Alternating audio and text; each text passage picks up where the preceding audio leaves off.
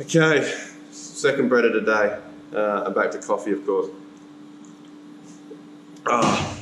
Okay, so we're going to make some focaccia. Now, focaccia is a lovely bread because it tastes delicious. It's got many uses. So you can make it just as a bread to eat as bread. You can make it a bit higher. You could slice it and you could toast it. You can have it with dipping with oil, or to make some brilliant sandwich loaves. So I'm going to show you a few different ways of actually you can make it into bread later on. But let's get started with it. So for this bread, you need strong flour. Now, strong flour, it's not just flour that's been to the gym. It's not flour that has a good intestinal fortitude that can get through anything. It's just, we call it strong flour. It's got loads of gluten in. It's like really, it's the king of gluten. So all you gluten-free people, stay the hell away from focaccia. This stuff is just going to make you go into a tizzy. You can make a gluten-free focaccia, and perhaps if I find time, or depending on how long this all goes for, I might make a video for that too, but not today. Starting off with any sort of bread, we need to get the yeast and stuff getting alive. So all you need for this bread is, we need some strong flour, we need some yeast, a little bit of sugar, we need some salt. We will need oil and rosemary later on, but essentially, as with most breads, we're talking water, flour, and yeast. 500 ml of water. We need this tepid, which just means body temperature. So if you put your finger in it and it feels like not much, you're all right. And we need this because we're going to actually get the yeast alive. So we've got some yeast. So I'm using dried yeast. You can use fresh yeast, but that'll be a different recipe and one I'll have to call on later on. So for this, we need a tablespoon of yeast. So 1 tablespoon of yeast. Whisk that up a bit. So water and yeast, they're not going to get on so well. They're just going to go, oh, you're a bit tepid. And the yeast is going to go, well, what am I meant to do? So what you need to do to get the party started, woo, I'm going to chuck in half a tablespoon of sugar. And what sugar's going to do, it's actually going to give the yeast something to eat. So the yeast is going to go, oh, you love that noise, don't you? Woo! It's going to give it something to eat and it'll start to come alive. I'm going to go put this in a warm spot.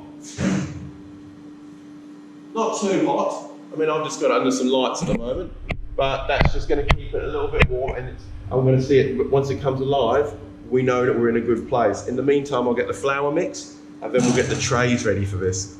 Okay, so I get my bowl. For this, I'm actually using a KitchenAid. You don't have to use a KitchenAid. You can mix it by hand if you like. Oh, shall I mix it by hand so I can show you how to mix it by hand? Let's mix it by hand so you don't have a machine. Let's do that.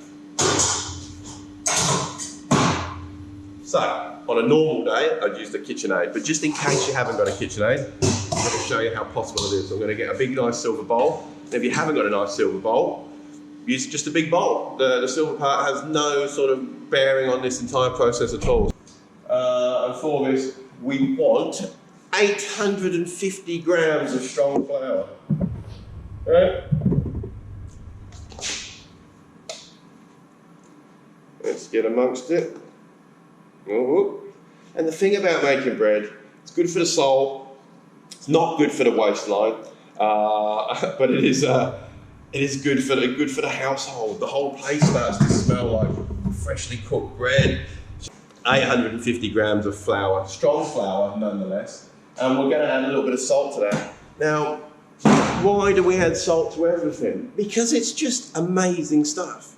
It just it doesn't only just have its own nice saltiness, it brings out flavours and other things. And here we go, so a bit of salt, just a little bit, just going to make it all a little bit better.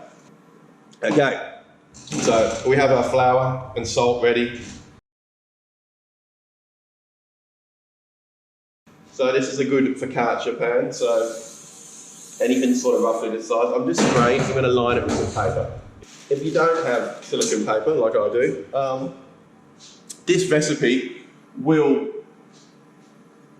you will be able to just put inside a nice tin. I like the paper because it just helps a little bit. So I'm going to see how big my tin needs to be. With that piece is going to be for that piece. I just line my tray like that, you see, and then I just cut out from the corners. Like that. So I like my little piece that goes in the middle. The cuts I've done will allow the corners to go. Bob's your mother's brother. Here we go. This is what's happened. So you can just see it started to bubble up a little bit. We've got a little bit of love. Here's Gareth. Morning, Gareth. It's all right. He's going to try and hide from the camera. Hello. Right, so just started to bubble. You know what? If you left it a bit longer and it started to bubble up more, you just want to see it start to rise up so you know the yeast is alive, and that's all we really need to do at this point. Now, that's the exact flour we're meant to have in there. I would like to what I like to do is just take a little bit out, just a little bit, make a well in the middle. I'm going to pour most of that in there. And just start to work it in the middle. You could do this completely with your hands. All right, so now that's all started to cook, but I'm going to add all that water, make sure all the yeast is out. And start moving this back together. Why I take that little bit of flour out, once again, just every sort of flour, every day is different, atmosphere is different. So what you just want to do is, because you can always add more flour in, but otherwise you'd have to add more yeast or water, and more water won't be more yeast. So I'm going to keep that going. Okay, so from this point, I'm just going to scrape off everything off my little Maurice as such. All right, go one side. And then with your hands, just bringing this together into a dough again. So sort of swapping it over. This one you are going to work. This isn't like scones. This isn't like soda bread. This is a dough you want to work. So we go.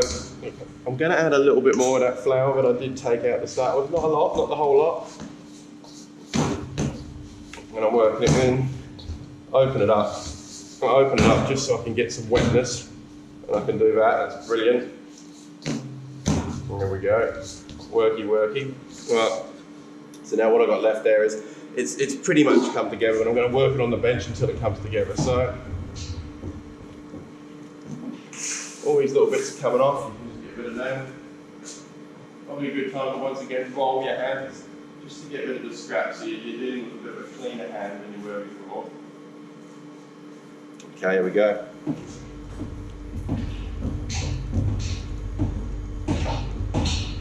And all I'm doing is I'm pulling it over and I'm folding it, I'm folding it, I'm folding it, I'm folding it, I'm folding it, and you can see it's a bit rough, like me, I suppose. So what we want to do is just keep working that until that looks a bit smoother. So keep going. And what you really want to do at this point in time is not use your whole body. So the idea is to use your shoulders. So just work forward and you're pushing with your shoulders, pushing with your shoulders. And it's sort of what you're doing here is you're working the gluten in the flour. You can see it's already getting a bit smoother, a bit better, but still not enough. So keep going. If you've got a Kenwood mixer or like the mix I showed you before, this is what you're doing. You're just doing this on a dough hook. You're out the back, you're forgetting about it a little bit, but you're just working your dough. So the more you do this, it sort of gets a bit more soft and pliable and it becomes nice, and we're looking for it to bounce back. So I push my finger in, it slowly starts to bounce back, but still not pretty enough. We'll keep working it. Now this is the first stage. So after this stage, we're going to let it prove, and letting it prove itself is just letting it sit there and basically double in size. You can start to see getting a bit smoother, getting a bit nicer, and give it a good solid minute. So I am still lifting and pushing, lifting and pushing. You know what, get the kids involved, do whatever you want at this point. It doesn't have to be refined, this work, so it's fine. Okay, here we go. Just a bit of salt that just came out, what about that? Alright, let's be beeping, so that's nice and smooth now. Now what we're going to do is grab ourselves a bowl, which is here. Excuse me beeping. Spray it with a bit of oil so it doesn't stick. And that's going to go in, alright? I'm going to grab a tea towel and go put it in a warm spot, which is going to be over there on top of the heat lamp.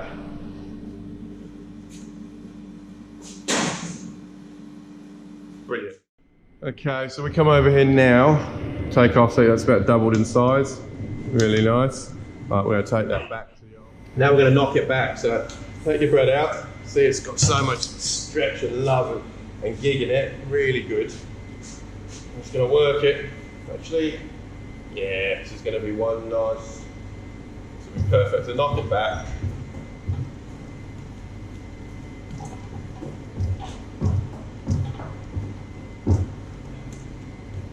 Bring your tray over. So, we've got the tray. So what we want to do is, we want to basically get that to fit inside there. So I start to think about what size it's going to be. It's a rectangle, so start pulling it out a little bit. You don't want to, then once you're in there, you don't have to be too bad of it. All right, so there we go. Starting to get a good shape.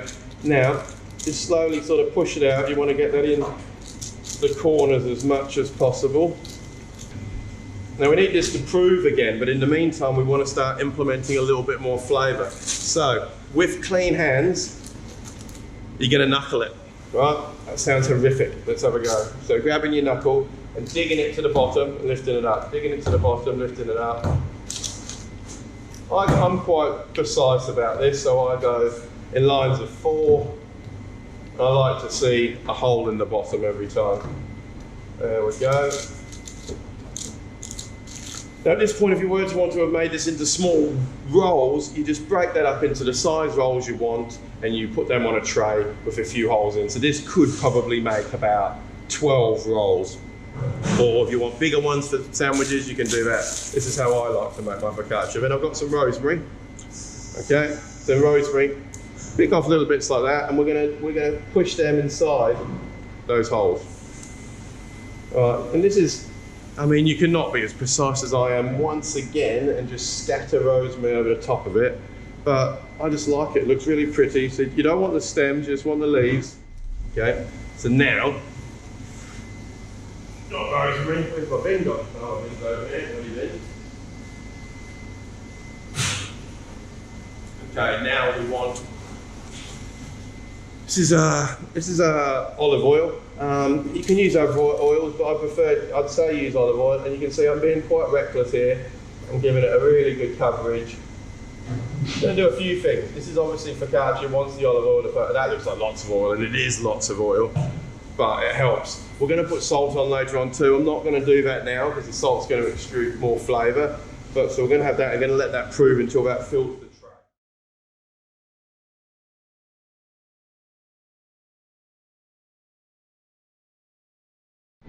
Okay, cool. So we've got ourselves here. It's risen. It's doubled in size again. Going to take the cling film off. So go a little bit more oil because I just love the oil. Right, loving the oil. We're going to give it a fair bit of salt too. So really scrunch up some salt. This is optional. If you want your stuff to have no flavour at all, go ahead. Don't put salt on it. But in the meantime, I'm salting mine up. Brilliant. I've got an oven heating, so then we're going to go from here. We're adventuring. As we can. All right. Oh, brilliant. All right, it's going to go in the oven for. We're going to go for 20 minutes at 180, and we should be fine.